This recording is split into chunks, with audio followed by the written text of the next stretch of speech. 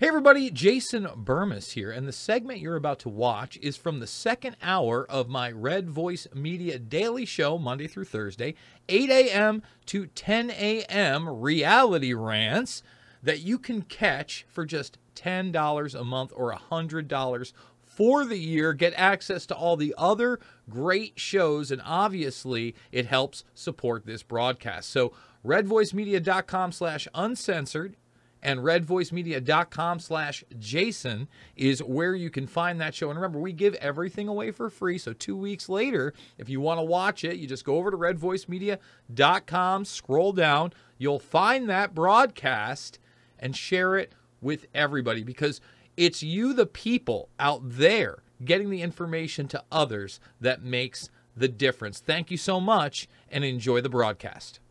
We are on the other side. So let's continue with this video. Whatever will we do with automation coming in? Guaranteed basic incomes have lifted millions out of poverty in Brazil and Mexico. Switzerland almost passed a bill providing all disemployed citizens with guaranteed basic incomes. Former FDIC Chair Sheila Bair says fixing the income inequality with $10 million of loans for everyone. That was in the Washington Post. We are fortunate today to have with us NASA Chief Scientist Dennis Bushnell of the Langley Research Center in Virginia, who has written on many of these issues in today's age of automation and machine intelligence. Welcome, Dennis. So it's very good to see you again. Thank you for coming. And you... I mean, look at the little smirk on his face. Oh, we're going to be talking about the robot takeover? We're going to be talking about the slavery income? I love talking about those things. You know how these economists have been telling us we don't have to worry about automation because there will always be new jobs in the next economy, in the next sector. But this time, it might be different. So how do you see all of these issues? And I have to ask you a question. How come you at NASA are worrying about these issues of automation and job losses and all of this kind of thing? Well, because I work for the Defense Department. And, you know, this whole facade of us going to the moon and Mars is just that, a facade. I run war game scenarios. I help to captivate the public's imagination, while in the background we utilize technology developed by the Defense Department for a number of things. That's what I'm really about. Well, there's two answers to that. One is we're worried about automation because we are relying upon automation to do space exploration. It's extremely expensive to use humans to do what the machines can do. And in fact, we have a directive from the national academies that the humans should only do what the machines cannot do. So as the machines get better, there's less and less for the humans to do. I see. So automation is our bread and butter for space and increasingly for aeronautics. I see. In terms of the impacts on society, it's my job as chief scientist to do the future planning for what we should work on with research that will be applied to society 10, 20, and 30 years out. In order to determine what we should work on, I need to know what the nature of society is 10, 20, 30 years out. So again, that's why his Future Strategic Warfare document, where we ended yesterday on page 35, where we were talking about cyborg fish and wartime robots that eat your biomass to survive. In other words, eat your corpse on the battlefield. That's the kind of lovely stuff that this guy's openly involved in, but most people don't even know who he is. Right. Well, now, you know, because I sort of come as a futurist, trying to look at the whole system, both the social system and the ecosystem, but I admit not very much looking at outer space. then my worries over the last 30 years have really been focused on automation, beginning very early on when we futurists were looking at the automobile industry in the 60s, and we welcomed automation. We thought, great, this means we'll have the leisure society, and everybody will learn to play the violin and, all that. We have shorter and shorter work weeks. Look how hilarious it is to him. Yeah, no, we promised you that. We promised you that you were going to have all this free time and we were going to benefit humanity with automation, and that just didn't happen, did it?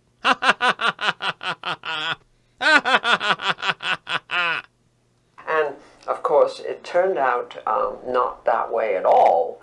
And so everybody's working 2 or 3 jobs, and inequality is growing, and unemployed people are having to rely on signing up to TaskRabbit, And of course, those are reasonably interim kind of solutions, but those kind of jobs are part-time, there's no security, and so that's not much of a future.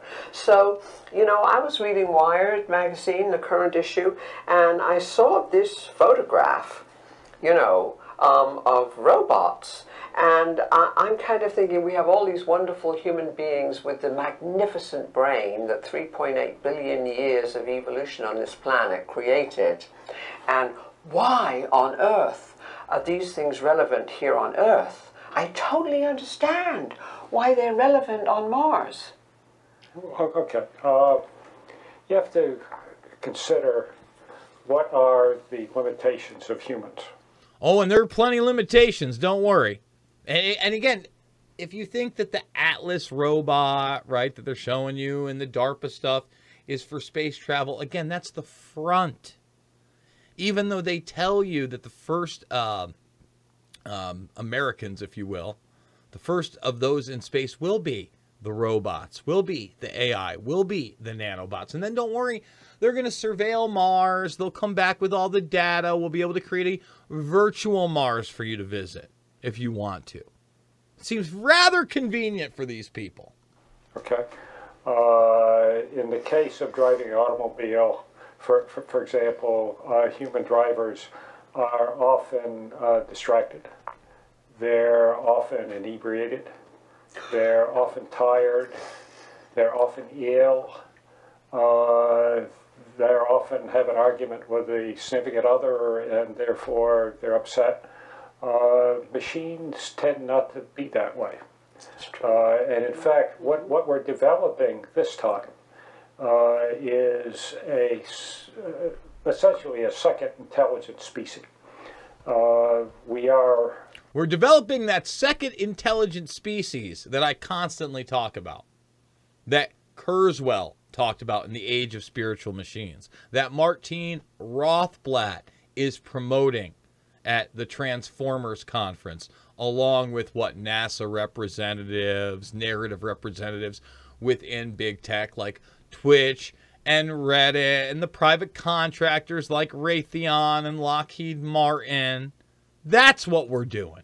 Duh. We're creating a second intelligent species. With the biomimetics, where we're nanosectioning the neocortex and replicating it in silicon, people allege we're 10 to 15 to maybe 20 years max out from having a human-level machine intelligence.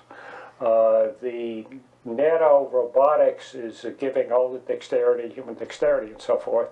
So when one looks in the totality of the human versus the robot knows more. The robot has a much better safety record. In aviation, 85% of the safety issues are human factors. It's clear if you want a safer system, you have less humans. So if you want a safer system, you have less humans. And the people at the top already look down on the vast majority of us like we're not humans. Weird. The machines so far are more knowledgeable. The robot that we're using now to do cancer research and the cancer treatments is much better than the human physicians. We're getting rid of the doctors. We're getting rid of the humans to drive the planes, drive the cars. We're getting rid of the doctors. We're going to get rid of the educators. We're bringing in robotic everything. It's not just Chippy and Chipotle, everybody. The teachers are, in fact, more effective, the robot teachers, in educating children. They're more creative, the child has more control, and so forth and so on. The studies show that children learn 4 to 5 times faster than they do in conventional schools, and that's because conventional schools, they have a large amount of time keeping order. The classmates are not always supportive for people who are brainy and intelligent, and so forth and so on. So that, you know, the total education system for the robot teacher tends to be better. The robot teacher will keep the order. Yank. The robot teacher is going to keep the order. And really, it's not really a robot in most cases because they want to bring in tele-everything. It will be AI-driven. What they are doing is trying to take the human out of humanity and the experience. That's the reality, everybody. And we're going to make it a lot better. The robot manufacturing, you had talked about the automobile business. I mean, that's a done deal. Yeah. We've gone from 60% manufacturing in the 1950s in the workforce down to 9%, heading to 2%. So this leads me exactly to the question I worry about, and that is, what do we do with all of these human beings? See? And how, I don't think we... Look at the huge smile. What do we do with all the huge... He really lets his hair down, if he had any, in these interviews with this woman. Oh, what do we do with all those human beings? Cat's out of the bag. Retraining is going to be enough, because your retraining can't possibly keep up with the speed of this is a very pithy question. of the change, you know. And so I look back to the 1960s when we futurists were saying, well, the only way to keep up aggregate demand in the economy and provide purchasing power broadly enough is to give everybody a guaranteed minimum income. See, even then he's like, yeah, no, that's just a mid part of the plan to kind of placate to you, is we have you merge with machines and we fool you into believing that you can somehow upload your consciousness into the virtual arena. Yeah, no, we're going to automate you out for sure. And this UBI, look, you've been talking about it for years, and she talked about how it was creating wealth. Bullshit. It's creating slavery. It's getting rid of your purpose as a human being, and it's further empowering automation in a very real transhumanist agenda. And so I can remember back in the 60s, I actually started a National Citizens Committee with Robert Theobald, who had written the book Guaranteed Income. And we said, well, you know, Milton Friedman back then was the first one to propose a guaranteed income. And he called it the negative income tax. And he said it was much better to give these people cash, like if they came under a certain amount of money, the IRS sends them a check instead of the other way around. And then you could do away with all of these social services and all the amelioration and the unemployment and blah, blah, blah. So But they never want to get rid of those systems, because the more that you're on those systems, the more you're part of what?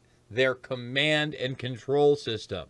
You have to jump through the hoops for that check. You have to take the authoritarian mandates they impose on you via societal norms that they invent, okay? That they dictate. And we saw what happened during COVID 1984 and the medical techno-fascist tyranny. They not only lauded, they're continually putting into place right now. Happened, I don't know whether you remember this, but in the 1970s, President Nixon ordered a study of guaranteed income. And I lived in Princeton at the time, and a Princeton company called Mathematica conducted the study. And they found, frankly, that it all foundered on the Puritan ethic. And it was all about no worky, no eaty. And so that went away. And so then I became very interested in my friend Louis and Patricia Kelso. And they said, well, look, why don't we have employee-owned companies? And that way, if the machine takes your job, you can own a piece of the machine. And now there are 1,100 companies in the US that are owned by their employees. So what do you think is the right thing to do with all the people who are going to be disemployed? Okay, let's first establish the boundary condition. The boundary condition, in my estimation, is that as the machines get more intelligent and so forth, there will be essentially no jobs the machines cannot do. There will be no jobs the machines can't do. The creative ones, he says, will be the last to go, but they're going. They're all going. The machines can do it all. Chippy! We currently have creative software that are doing ideation just as good or better than humans now. The creative jobs will be the last ones to go, but I have not been able to discern any jobs the machines cannot do as machine intelligence and all the rest of the autonomous robotics develops. So now we're to your question, okay, what do you do with these people? There's essentially three options. You've covered one, which is the guaranteed income. And the machines can produce the productivity, the wealth necessary to pay this. It's just the machines do the work instead of the people. Yes, you have to change the cultural milieu, but you know, this is eventually doable. It's eventually doable if we have our social engineering to get you to accept a slave income, which you can spend as we say, because it's not going to be the cash system. No, it's going to be the CBDC system of programmable tokens that only allow you to spend the money in a certain time or in a certain geographic region or on certain goods and services. But don't worry, we can change society through our social engineering and make this possible. Well, thank you, Dennis. This is only one approach. The second approach is the fact that what's changed since you last looked at this is the whole technology level, and we humans are now converting ourselves into cyborgs. We now have artificial retinas, artificial hearts, we have brain chips. DARPA's working on brain chips for super soldiers. We can have a high bandwidth COM port built in, so we don't have to use the sensors, and they're very limited bandwidth. And eventually this all ends up with uploading into the machines, and instead of us versus them, humans versus the machines, we become them, or they become us, or you end up with human contaminated machines. Human contaminated, I play that part of the clip forever. Human contaminated machines. The fact that she's not wide-eyed and being like, wait, Dennis, human contaminated machines, shouldn't we preserve humanity? Why are we merging with the machines again? And I believe the third thing he's going to talk about are really the DIY societies, quote unquote, on steroids, the people that do not opt into this, that they are not able to cull, all right, that are outside of their system. And in that respect, you know, the next part kind of gives me a little bit of hope, because I'm certainly, you know, if we get to these levels, going to be a part of that type of society. Now, that's the second one. The third one is developing in a very interesting way, very rapidly. And that's the fact, it starts from the fact that in the 1830s, in the agricultural age in this country, some 94% of the workforce were subsistence farmers, and very few people had jobs, very few people were employed per se. Okay. Then we got into the Industrial Revolution, moved people to the cities, ruined the social interactions that you had in tightly knit agricultural communities, and learned how to spell alienation. Okay. Yeah. I mean, you got to give him credit. He's pretty open about it. He's like, we ruined the relationships built in these agro societies. Okay. And we spurned alienation. I mean, again, the guys, give him credit. He's very honest. Now, what we have coming now is a very interesting juxtaposition of tele-everything. People can now telecommute, teletravel, teleeducation, telemedicine, telecommerce, telemanufacturing with the printing manufacturing coming along. You have people who are now going off all the grids, off the water grid, the sewage grid, the food grid, and the electrical grid. These are people who can do it yourself on steroids. It's a revisit, modernization of the old subsistence farms into a self-sufficient electronic cottage where people can manufacture and make and utilize whatever they want without having to buy anything from anybody. Well, you know. And again, that's the 3D printing revolution. This is what Kurzweil sells you on when he's telling you the truth, that overpopulation isn't a thing, and that once we hit this area of technology where we're actually using renewables, right? And I'm not talking about a carbon-based credit system. I'm talking about the real renewables that could empower us. Sun is the one, guys. And he says we only have to, tap into about 1/10,000th of the sun's power and do that by 2030. And basically our entire energy problem is solved and the population problem is solved because you can live anywhere. And we've only used about 5% of the usable land. Unfortunately, Dennis doesn't take to that ilk. He still thinks that we're overpopulated. He still goes with that sustainability agenda. He's just letting you know that this may be one of the options for others, if they decide not to automate everybody out and you decide not to bow down to, bend the knee to, take part in this transhumanist agenda where you merge with machines. It's very interesting because I kind of came upon that vision very, very early myself, and I decided, okay, the transition is going to be away from this centralized industrial fossil fueled kind of economy where everybody has to live in cities or, and really you could decentralize with solar energy, wind power, energy efficiency, all the new technologies, new batteries, and basically go from the old electric grid, to microgrids and people generating the electricity off their rooftops. And I love the idea, of the Maker Revolution, the book that Chris Anderson wrote a couple of years ago.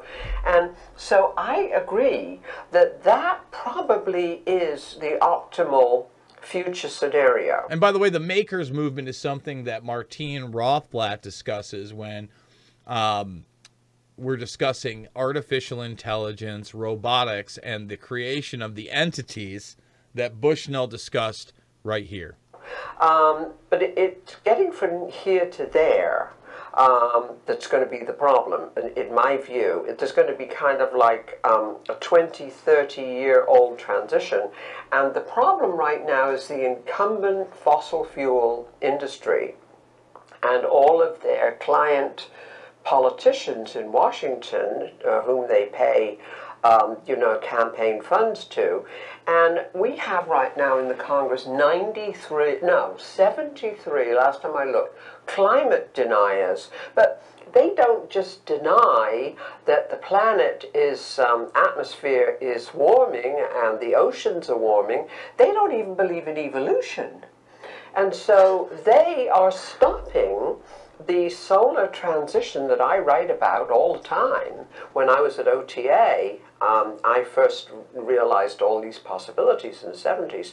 And basically, they're holding it up. They have, I can remember Jim Fletcher, who used to be an administrator. I mean, sometimes when Dennis just sits there, he does have that robotic look, doesn't he?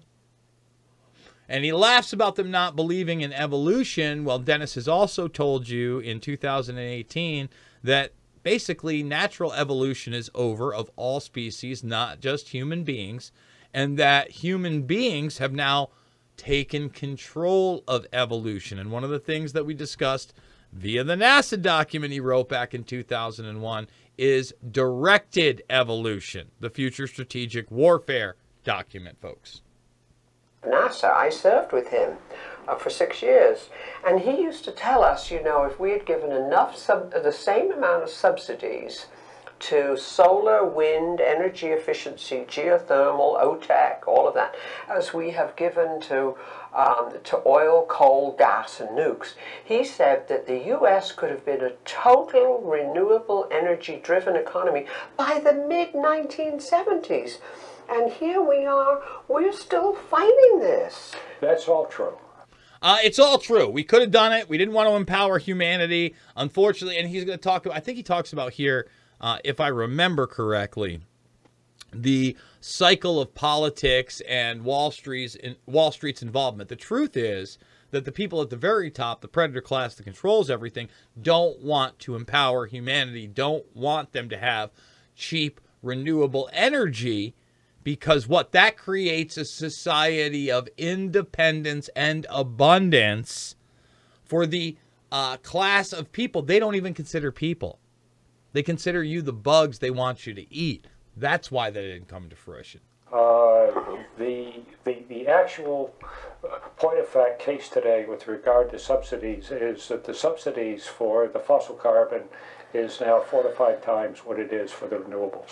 What's changed, and the word hasn't gotten yet to the politicians, but it will. What's changed is, thanks to the research started primarily in the Carter years, and since then, that the renewables, in terms of efficiency, but particularly in terms of cost, okay, and particularly over the last 4 years, the costs have plummeted to the point where, except for photovoltaics, and that'll be here within a couple of years, the renewables are all less costly than fossil carbon. People are shutting down coal plants, okay? The climate denial is a large percentage, I think, associated with pure economics. The climate denial is just pure economics. Again, you're a denier if you don't buy into their command control system that carbon dioxide is the evil poison. He's not talking about all the estrogen mimickers. He's not talking about the pharmacological drugs. He's not talking about the mercury runoff from the coal. No, it's all carbon. These damn deniers. With sunk cost, with stranded assets, and all the effect of that financial business has on the whole political process. And now, today, as we sit here, 70% of all of the new generation capacity worldwide is now renewable energy. I know, and you know, and in the last 2 months, 100% of the U.S. new capacity has been renewable energy. So renewable energy has won, okay? It's just that victory hasn't yet percolated up to the political process. So what you're seeing, I think, is the last gasp of the old order. Yeah, well, you know, we think that too, and that's why we produced the Green Transition Scoreboard. And we thought, you know, we started that for the 2009 Copenhagen Climate Conference. And we knew it was going to be a train wreck, you know, and we knew... Which it was a train wreck, because a bunch of their top doctors had their emails published where you found out they were hoaxing. They were hoaxing. That's why. You know what? You know, I have my film queued up, but I want to keep that queued up as well. And the problem is if I go to home now, there's Invisible Empire. Perfect, because we're off air. And let's see if we can bring up the Copenhagen Climate New World Order Summit right here and their scam, okay? And their population control scam. That's what it is, okay? There's the Copenhageners right here, okay? Let's see if we can get there.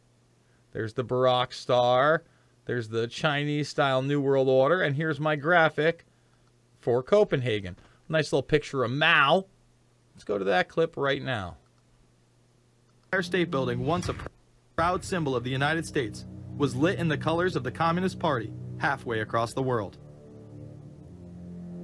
In fact, following the United Nations Copenhagen Conference in December of 2009, the Washington Post ran the headline, "Copenhagen Climate Deal Shows New World Order May Be Led by U.S., China."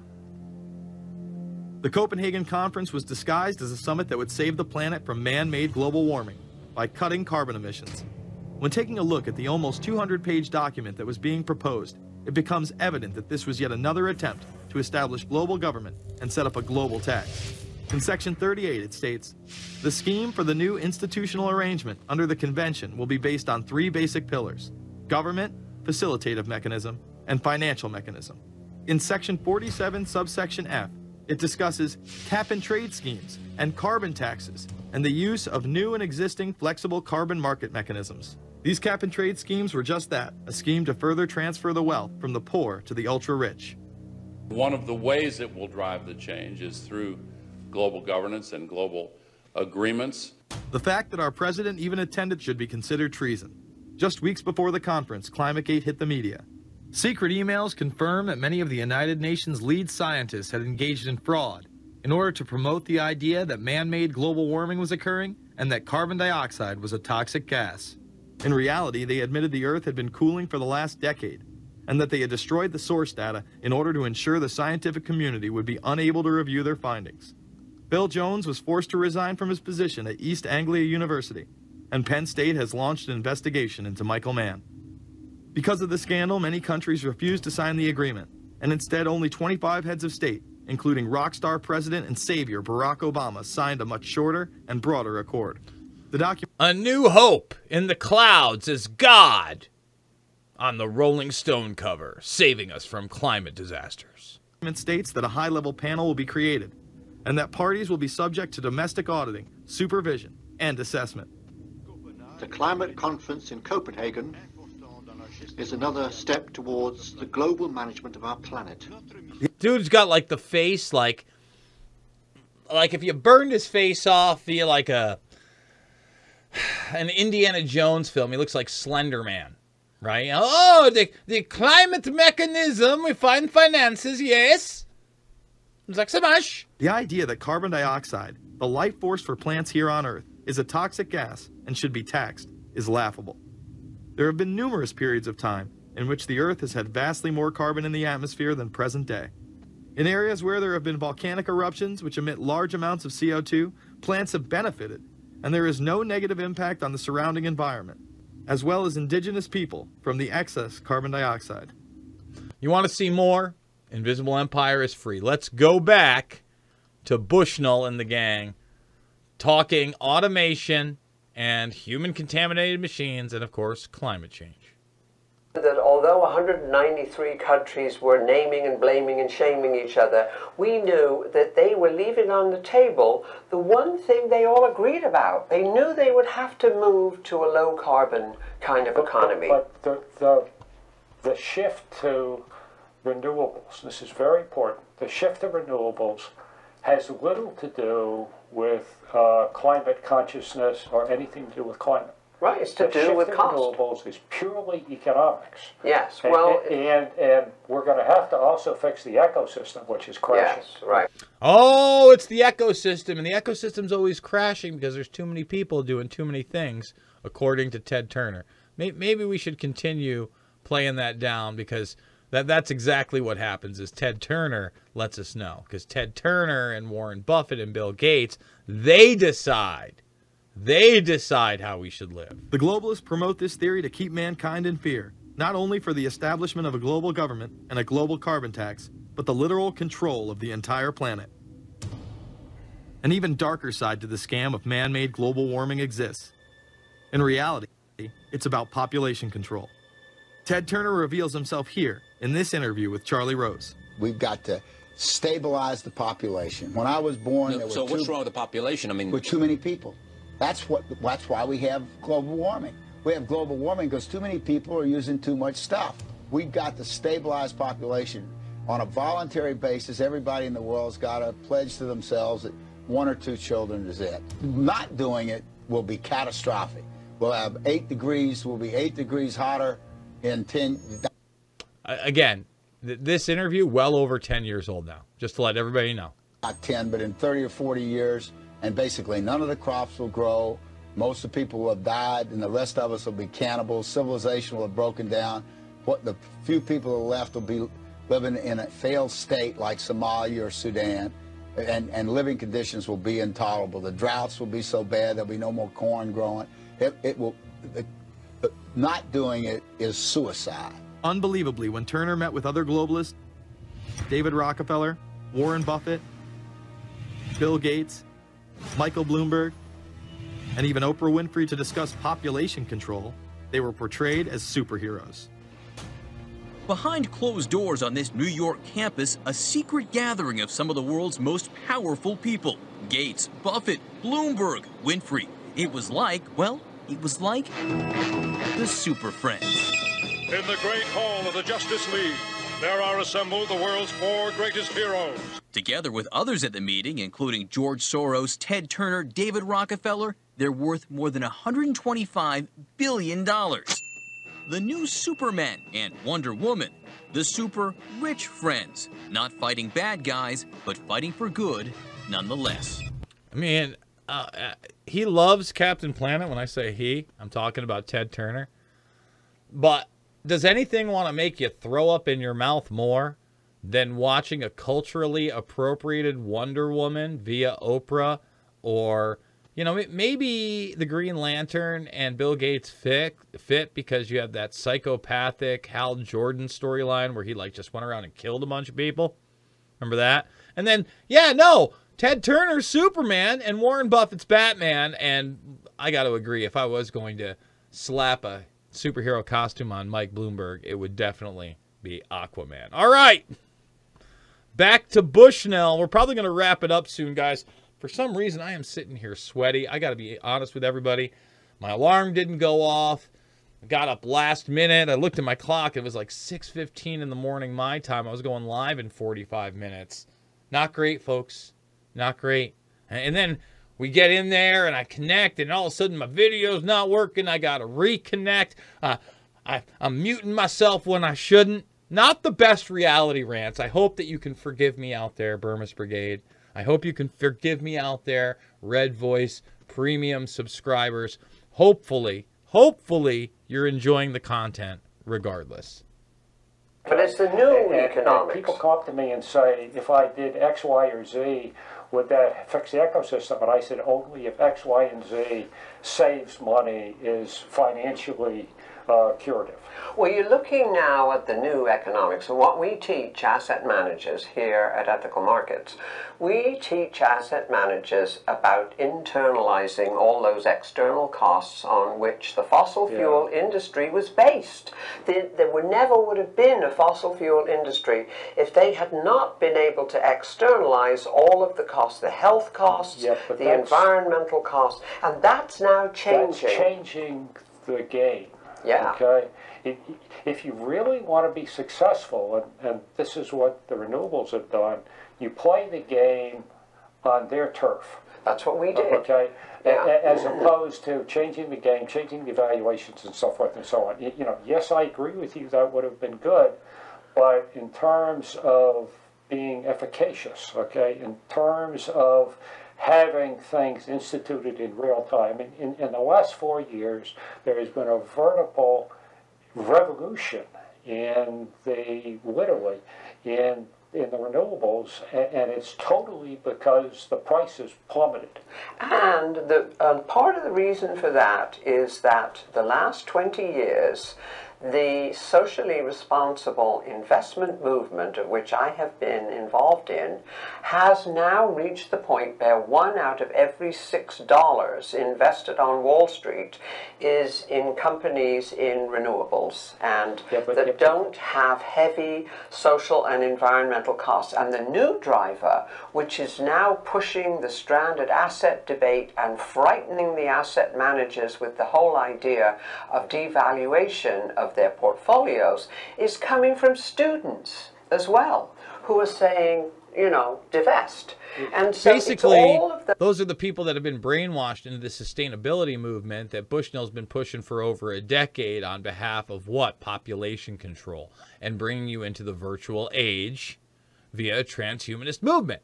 Those it's impossible forces to change now. things without changing winners and losers. Right, exactly. Okay, but it's a confluence of those forces now that are coming to bear on asset managers. They're terrified of all of the forces out there, and they're also terrified of the stranded assets and that their portfolios may lose value if they don't shift to the renewable sector. The distributed generation for electricity and energy is worrying the power companies greatly, and several of them have said that they're seriously thinking in terms of a business plan going forward of selling internet access over these wires as opposed to electricity, because they know people will no longer be buying this stuff. And that would be great, because it would break up the duopoly that we're dealing with here in a small southern city of AT&T and Comcast, who are denying us broadband, and so we would just love that.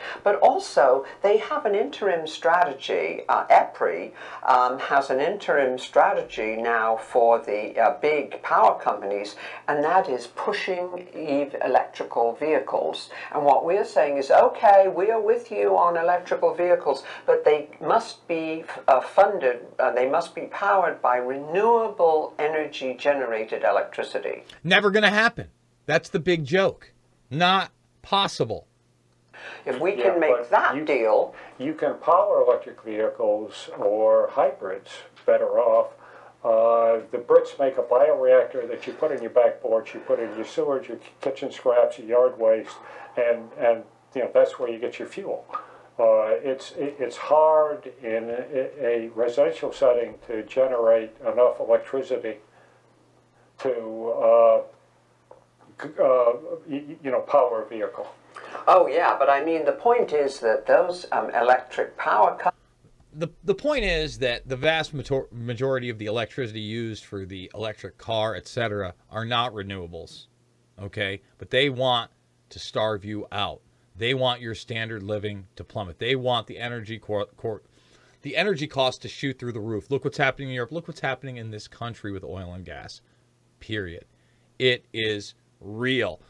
All right, folks, I am going to wrap it up. I will be back tomorrow. I hope I'm going to be locking in an interview for the second hour. We'll see if we get there. Like I said, we had Randy Ireland on yesterday. I would encourage you to check out all the other great premium material here at redvoicemedia.com, including the Alicia Pow Show and, of course, Self-Defense Warrior with Jeffrey Wilson and Pat Miletich. I am Jason Bermas. We will be back tomorrow. I hope you check out the documentary films, or if you've never seen Bushnell, if you're new to the program, check him out as well. But Loose Change, Final Cut, Shade the Motion Picture, Invisible Empire, A New World Order Defined, and, of course, Fabled Enemies, all free of charge. I love you guys. Thanks for joining me, and I will see you all on the flip side.